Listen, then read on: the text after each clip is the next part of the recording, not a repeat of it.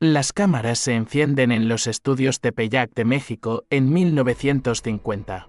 Pero lo que estás a punto de descubrir cambiará para siempre tu percepción de una de las obras maestras más censuradas del cine mundial. Suscríbete ahora para conocer los secretos más oscuros del séptimo arte que las grandes productoras nunca quisieron que saliesen a la luz. Luis Buñuel, el genio surrealista español.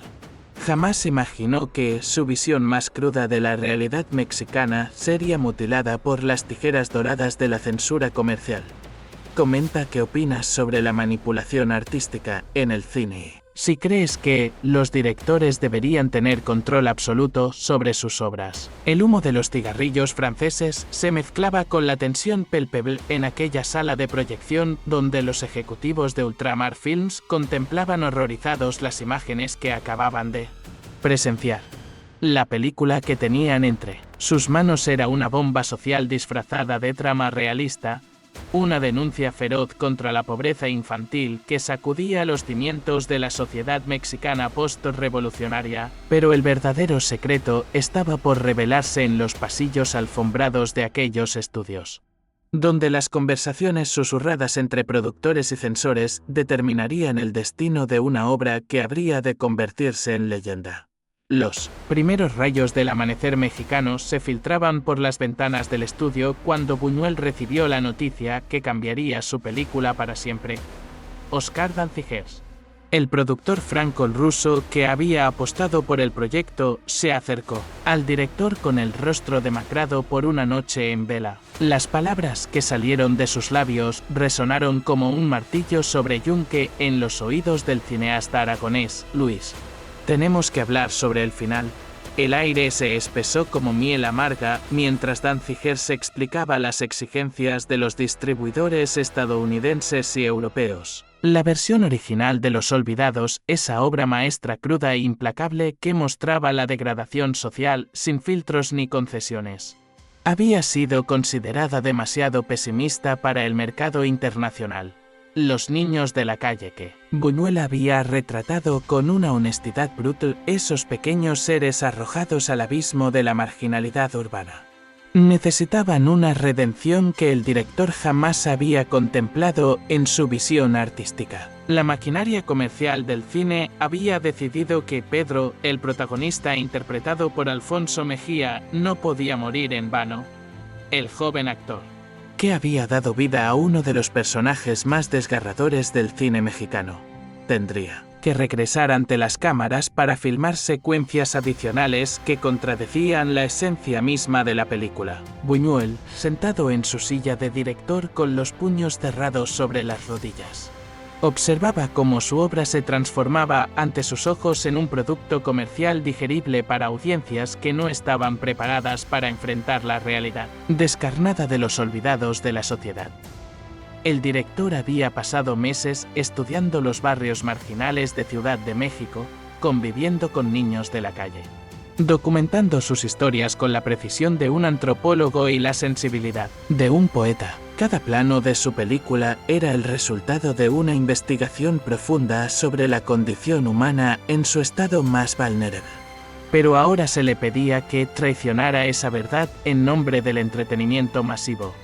Los ejecutivos de la distribuidora argumentaban que el público necesitaba esperanza, que las salas de cine eran lugares de escape, donde la gente buscaba alivio a sus propias tragedias cotidianas. Danzigers, atrapado entre su respeto por la visión artística de Buñuel y las presiones económicas que amenazaban con hundir la producción, se convirtió en el mensajero de una transformación que nadie deseaba, pero que todos sabían inevitable. La industria cinematográfica de la época funcionaba bajo reglas no escritas que subordinaban el arte a la rentabilidad.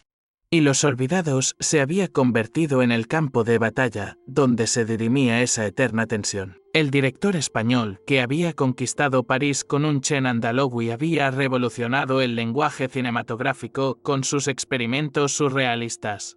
Se encontraba ahora ante el dilema más amargo de su carrera: ceder ante las exigencias comerciales o ver su película sepultada en los archivos de algún estudio mexicano. El proceso de filmación de las escenas adicionales comenzó una semana después.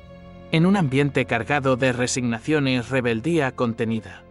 Buñuel dirigía cada toma con la precisión mecánica de quien ejecuta una sentencia, consciente de que cada acción lo alejaba más de su visión original. Alfonso Mejía regresó al set con la confusión propia de un adolescente que no comprendía por qué su personaje, que había encontrado la muerte como consecuencia lógica de un sistema social implacable, ahora debía resucitar en una especie de milagro cinematográfico. Las nuevas secuencias incluían una reunión emotiva entre Pedro y su madre, interpretada magistralmente por Stella Inda, donde el joven expresaba arrepentimiento por sus actos y prometía redimirse a través del trabajo honrado y la educación. La ironía era palpable. El mismo director que había mostrado cómo la sociedad empujaba a los niños hacia la delincuencia, ahora debía filmar escenas donde esos mismos niños encontraban salvación a través de recursos que la realidad les negaba sistemáticamente. Roberto Cobo, el actor que interpretaba al despiadado Jaibo, también fue convocado para estas sesiones adicionales de filmación. Su personaje, originalmente diseñado como la encarnación del mal social que corrompe la inocencia, debía ahora mostrar fisuras de humanidad que justificaran un posible cambio de rumbo en la narrativa. Cobo, que había desarrollado una comprensión profunda del personaje durante los meses de rodaje original, se resistía internamente a estas modificaciones que diluían la potencia dramática de su interpretación. Las conversaciones entre actor y director durante los descansos revelaban la frustración compartida ante una situación que ambos consideraban una traición artística. Buñuel, conocido por su capacidad de extraer actuaciones extraordinarias de actores no profesionales, trabajaba ahora como un artesano obligado a producir piezas en serie, aplicando su talento a una tarea que contradecía sus principios estéticos más fundamentales. La cinematografía de Gabriel Figueroa, que había capturado la belleza terrible de los barrios marginales con una maestría que rivalizaba con los grandes maestros de la pintura mexicana, ahora debía adaptarse a un tono más optimista que requería una iluminación diferente. Las sombras dramáticas que habían definido el estilo visual de la película original dieron paso a una luz más suave que sugería posibilidades de redención y esperanza. Figueroa, colaborador habitual de directores como John Ford y Emilio Fernández, comprendía la importancia del lenguaje visual en la construcción del significado cinematográfico, y cada ajuste en la iluminación representaba un paso más hacia la domesticación de una obra que había nacido para incomodar y cuestionar. El contraste entre las dos versiones de la película se hacía evidente no solo en el desarrollo narrativo sino también en la textura visual que ahora parecía pertenecer a dos universos cinematográficos diferentes. Los niños actores que participaban en estas nuevas escenas mostraban una naturalidad desconcertante al interpretar situaciones que contradecían todo lo que habían vivido durante el rodaje original.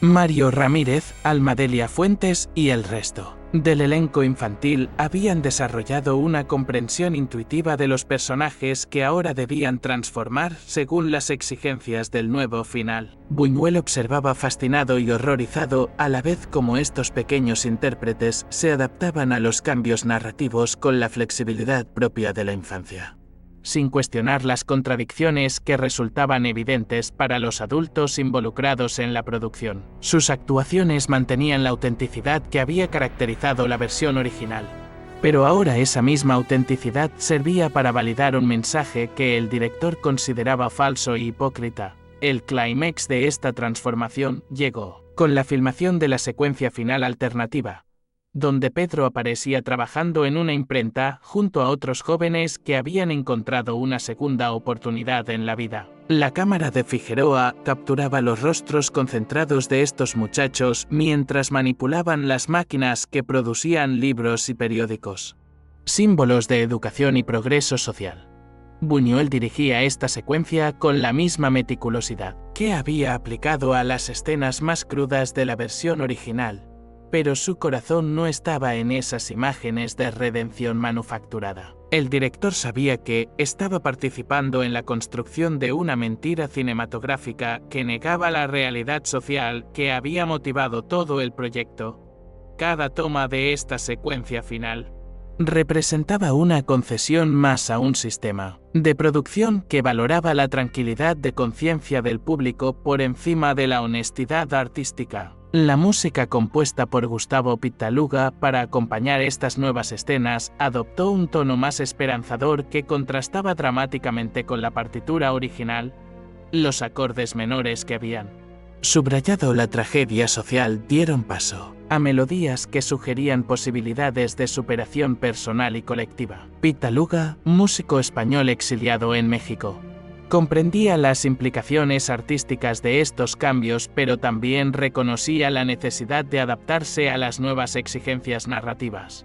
Su trabajo en la banda sonora del final alternativo demostró su profesionalismo, pero también reveló cómo la música podía manipular las emociones del espectador para validar mensajes que la realidad social contradecía cotidianamente. La comparación entre ambas versiones de la partitura ofrecía una lección magistral sobre el poder del arte para construir significados y influir en la percepción de la realidad. Los efectos de sonido y la mezcla de audio también sufrieron modificaciones significativas para acompañar el nuevo tono de la película. Los ruidos urbanos que habían creado una atmósfera opresiva en la versión original fueron atenuados o reemplazados por sonidos que sugerían actividad productiva y progreso social.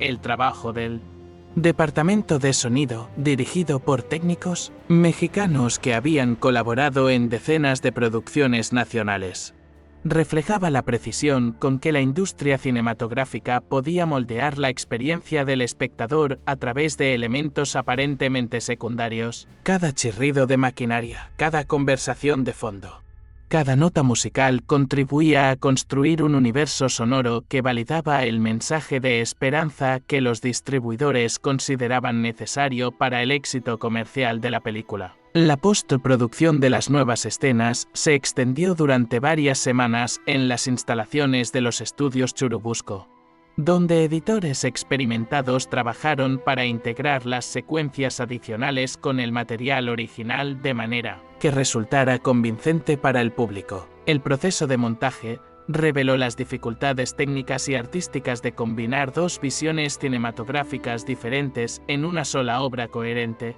Los editores, conscientes de las implicaciones de su trabajo, aplicaron toda su experiencia para minimizar las contradicciones narrativas y visuales que resultaban inevitables. Sin embargo, para ojos entrenados como los de Buñuel, cada corte y cada transición revelaban las costuras de una operación que había transformado una obra de arte en un producto comercial híbrido. El estreno de la versión modificada de Los Olvidados en los cines mexicanos fue recibido con una mezcla de aplauso y perplejidad por parte de la crítica especializada. Los reseñadores más perspicaces detectaron inmediatamente las inconsistencias narrativas y tonales que resultaban de la imposición del final alternativo. Pero la mayoría del público general acogió con beneplácito una historia que ofrecía esperanza en lugar de desesperación. Las salas de cine se llenaron de espectadores que salían comentando positivamente sobre la capacidad de redención humana y las posibilidades de superación social que la película parecía validar. Buñuel asistió a algunas de estas proyecciones, con la amargura de quien contempla la deformación de su propia creación. Consciente de que el éxito comercial se construía sobre la negación de la verdad social que había motivado originalmente su trabajo, la distribución internacional de la película modificada alcanzó mercados que probablemente habrían rechazado la versión original por considerarla demasiado pesimista o políticamente incorrecta. Los distribuidores europeos y estadounidenses promocionaron Los Olvidados como una conmovedora historia de superación que mostraba la capacidad del ser humano para trascender las circunstancias más adversas. Los materiales publicitarios enfatizaban los elementos de esperanza y redención, mientras minimizaban los aspectos más críticos de la denuncia social que caracterizaba la obra de Buñuel. Esta estrategia comercial resultó efectiva para ampliar el alcance de la película, pero también contribuyó a distorsionar la percepción crítica de una obra que había sido concebida como un golpe directo a la conciencia social de la época. Las reacciones de los intelectuales y críticos cinematográficos que conocían el trabajo previo de Buñuel fueron más matizadas y reveladoras. Figuras como André Bazin y otros teóricos del cine europeo detectaron inmediatamente las tensiones internas de una película que parecía estar en guerra consigo misma. Sus análisis, publicados en revistas especializadas, documentaron las contradicciones estilísticas y narrativas que resultaban de la imposición del final alternativo. Estos escritos, aunque limitados en su circulación, constituyeron los primeros testimonios críticos sobre la manipulación comercial que había sufrido la obra de Buñuel. Sin embargo, la versión completa y documentada de esta historia permanecería oculta durante décadas, enterrada en archivos de estudios y testimonios personales que no saldrían a la luz hasta mucho después. El impacto psicológico de esta experiencia en Luis Buñuel fue profundo y duradero, influyendo en sus decisiones artísticas y comerciales durante los años siguientes.